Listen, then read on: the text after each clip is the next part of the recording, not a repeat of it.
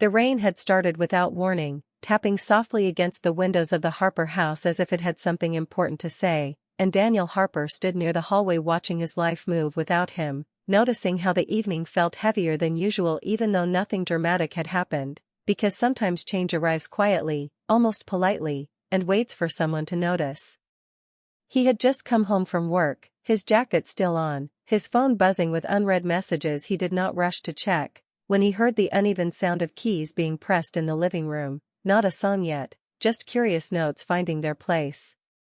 Emily sat at the old keyboard their aunt had given her years ago, her posture calm, her face focused, while Noah sat beside her on the bench, his legs too short to touch the floor, his eyes wide with wonder.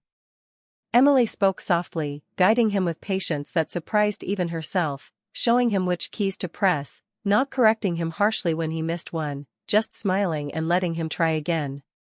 Noah laughed when the sound came out wrong and laughed even harder when it sounded right, and in that laughter there was something pure, something untouched by the weight that adults carry without knowing when they picked it up.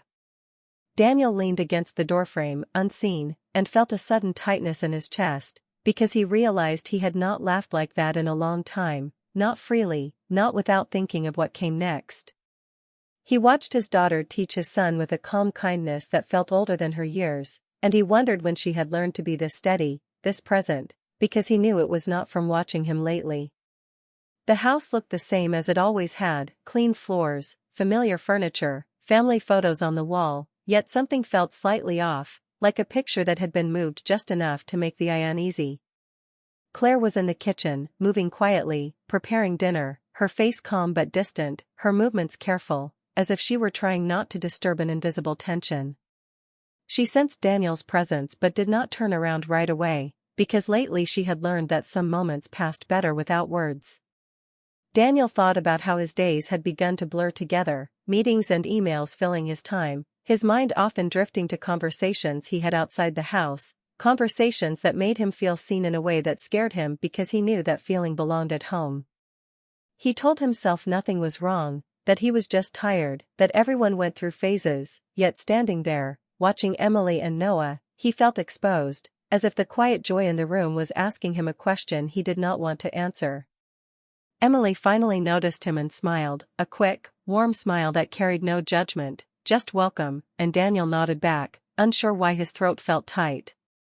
Noah waved proudly, pressing a key too hard and creating a loud sound that made him laugh again, and Daniel smiled because he could not help it, because children had a way of breaking through walls adults built carefully over time. He stepped into the room, sat on the couch, and listened as Emily encouraged Noah to keep going, her voice steady, her words simple, teaching him not just music but patience, teaching him that it was okay to try and fail without fear. Daniel remembered when he used to sit on the floor with Emily when she was younger, reading her stories, answering endless questions, feeling like he had all the time in the world, and he wondered when that time had slipped away, replaced by responsibilities that now felt like excuses. Claire entered the room quietly, carrying a glass of water, and paused when she saw the scene, her eyes softening for a moment before that familiar distance returned, because she felt the same shift Daniel did, though she understood it differently. To her, the sound of the keyboard was beautiful but also painful, because it reminded her of how the family still had love, still had connection, yet felt just slightly out of reach. Daniel glanced at her, wanting to say something meaningful, something reassuring, but the words did not come easily anymore, and the silence stretched in a way that felt uncomfortable but honest. Outside, the rain grew heavier, matching the mood inside, though no one spoke of it. Emily finished the short lesson and hugged Noah briefly, telling him he did well, and Noah ran off proudly to show his mother, leaving the keyboard quiet again. Daniel sat there, the room suddenly too still, and felt the weight of everything he had ignored pressing down on him. He knew this was not about music or missed moments alone, but about attention, about where the heart chose to rest when no one was watching. As Claire placed a hand on Noah's head and praised him, Daniel saw the love that still existed, fragile but real, and for the first time in a long while, he felt afraid, not of losing control, but of losing what mattered slowly, quietly, without a clear moment to point to and say, "This is where it broke."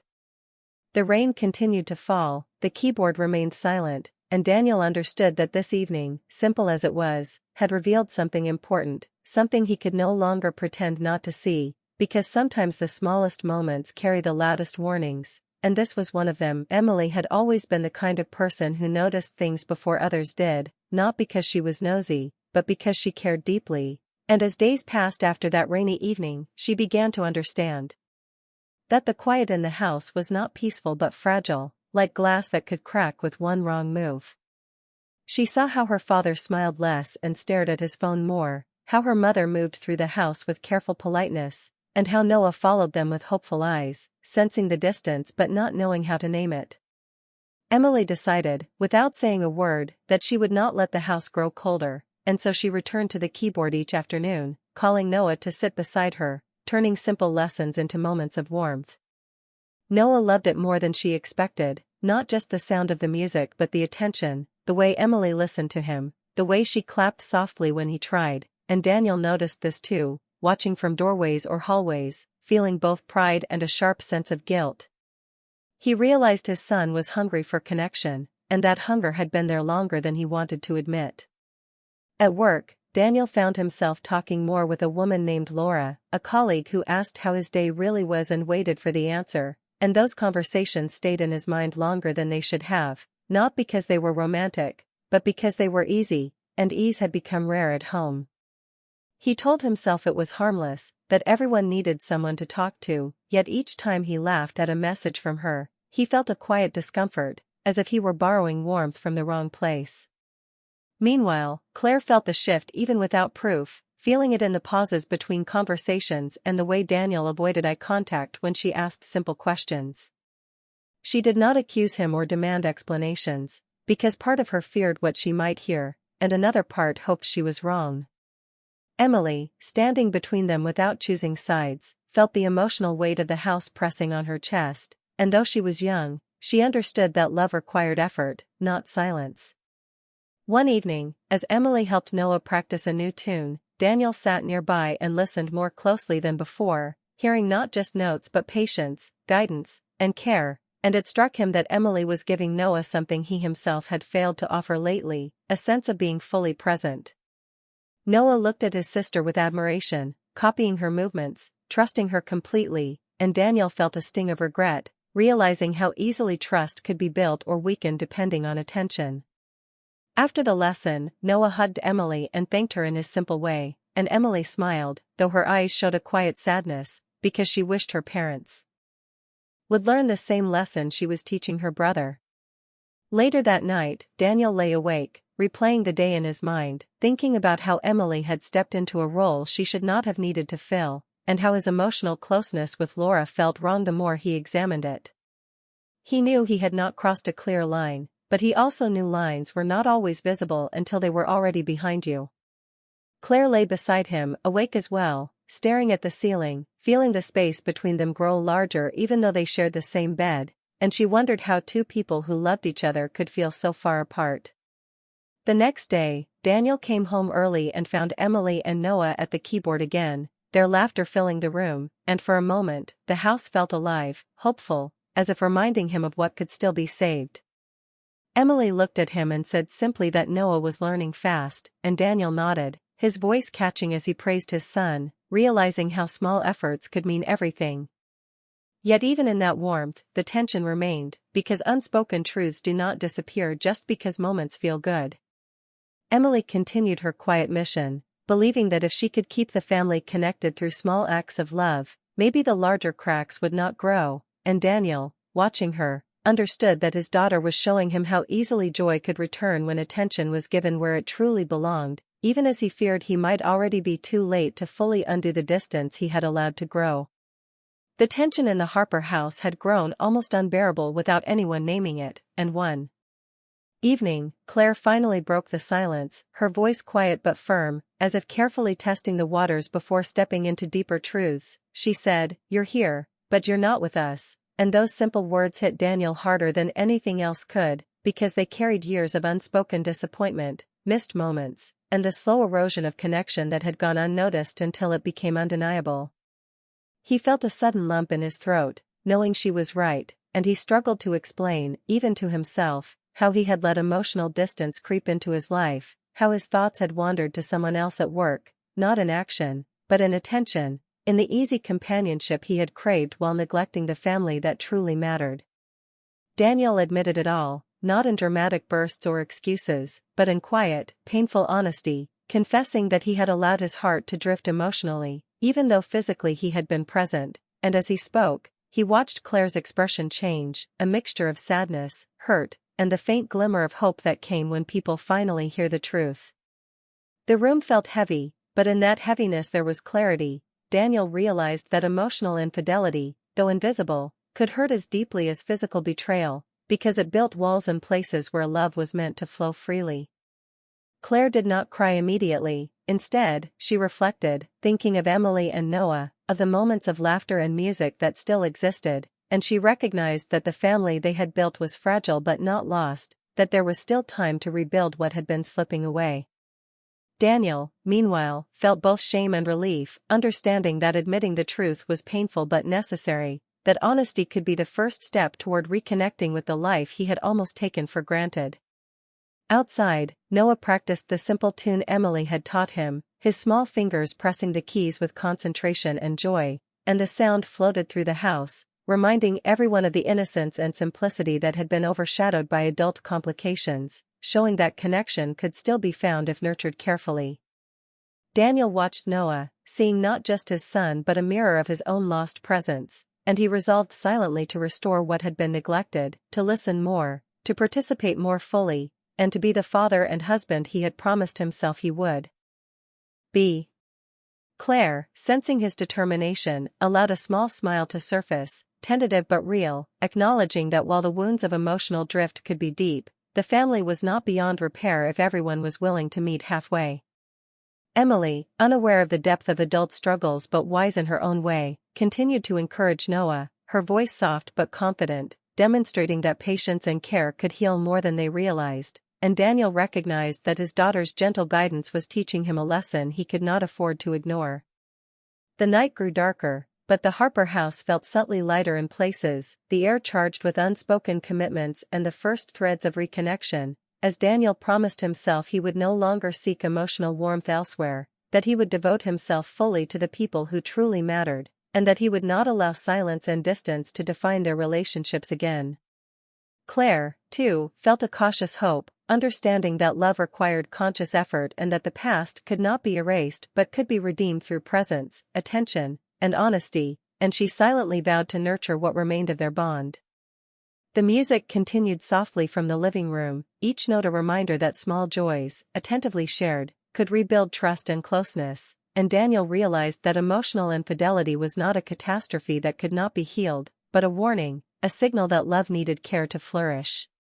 That night, the house was quiet in the way it should have been, not heavy or distant, but contemplative, filled with the knowledge that mistakes had been made, that hearts had wandered, but that with truth and attention, healing could begin. Daniel reflected on the long hours spent elsewhere in thought, the fleeting comfort he had found outside, and the deep realization that emotional closeness at home was far more valuable than any temporary distraction, and he felt a determination to repair what had been fraying before it was too late. Claire, lying beside him, felt his resolve and allowed herself a small measure of trust, knowing that words were not enough, but that combined with effort, presence, and shared moments, they could reclaim what had been slipping away.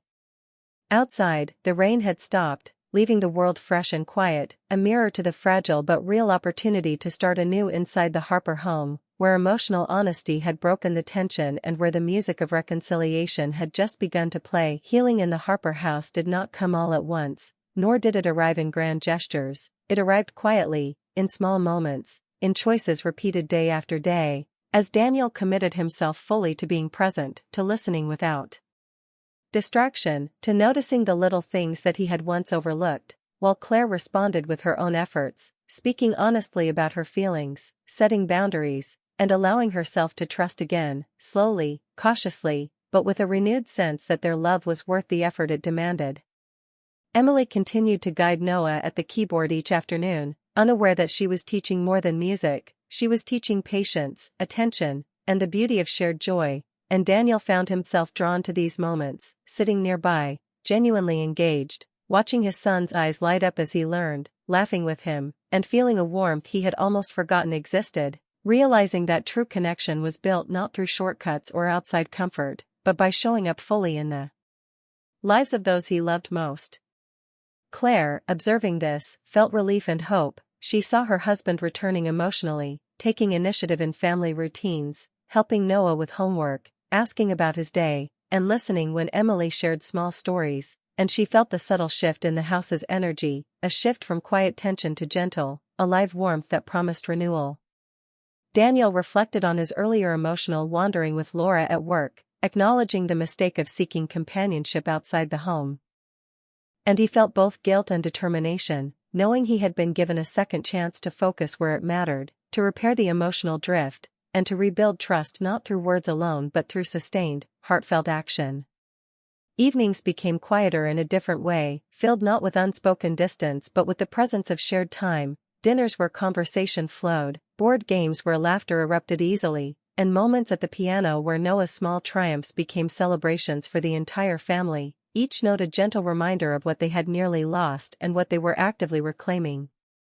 Emily noticed her father's renewed engagement and felt a quiet satisfaction, realizing that her simple act of teaching her brother had rippled outward, helping her parents reconnect without her saying anything directly, and Daniel often caught himself thinking about how easily he could have missed these lessons, how subtle the threads of connection were, and how fragile a family could become if attention was diverted.